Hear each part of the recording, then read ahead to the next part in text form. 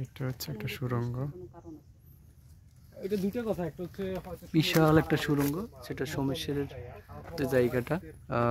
So এটা India বর্ডারের। পুকুরে যাওয়ার জন্য।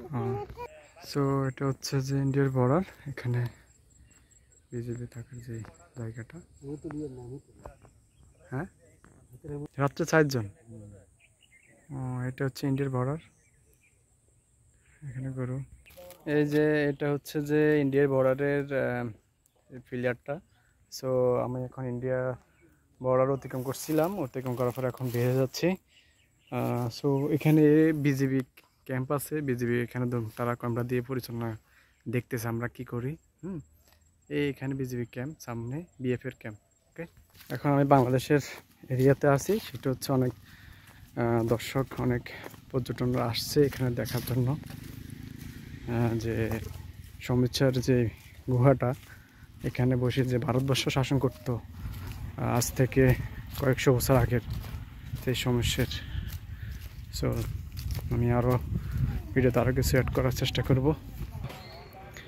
এখন আপনাদের চলে আসলাম সমস্যার গাজীর বাঁশের কেল্লা, যেটাকে আমরা বললাম যে তিতুমির, যে তিতুমিরের যে রচনাটা লিখতাম আমরা আগে, সেই রচনার যে লিখতাম সেটা এখন বাস্তবে রূপ নিচ্ছে।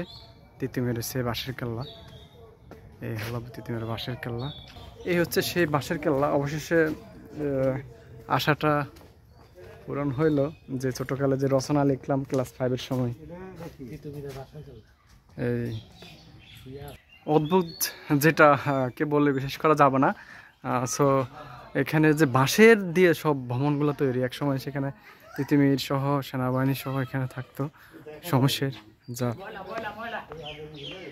তিতুমিরের সেই ছোটো একটা পুকুর, যেখানে তিতুমির বিভিন্ন সময় গোসল প্রয়োজনীয় কাজগুলো সেরতো।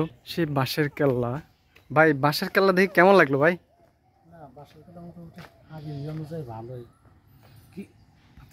এই যে সবগুলো বসার বাঁশ দিয়ে তৈরি, বাঁশ দিয়ে সবগুলা পিলার দাঁড় করানো।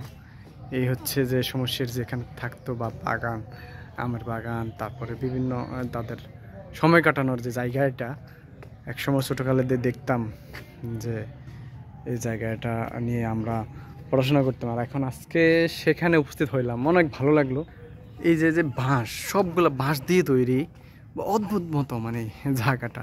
সো কেউ যদি আসেন, এখানে আসবেন, দেখবেন, ভালো লাগবে, কারণ বাঁশ দিয়ে তৈরিগুলা, বা অবশ্যই এটা মনকে নাড়া দিবে। আসলে কোনো কিছু না দেখলে সেটাকে উপলব্ধি করা যায় না। ভিতরে কিন্তু তাদের বসার জায়গা সবগুলো কিন্তু বাঁশ দিয়ে তৈরি, বাঁশ দিয়ে তৈরি। সো এখানে একটা ঝর্ণা করে রাখছিল তখনকার তিতুমিরে। সো অনেক সুন্দর, এখানে একটা গেট, এই গেট ঢোকার জায়গাটা। সো আপনাদের জন্য এই ব্লগটি আমি ভিডিও করেছি, এখানে যে দর্শকগুলো আসছে দেখার জন্য বা অতিথি। সো আমি এখানে ব্লগটি শেষ করব, অন্য কোনো সময় অন্য কোনো ভিডিও নিয়ে আপনাদের মাঝে হাজির হব। সো দর্শক, আপনাদের মাঝ থেকে আমি বিদায় নিলাম। মোহাম্মদ ফয়সাল উদ্দিন, আল্লাহ হাফিজ।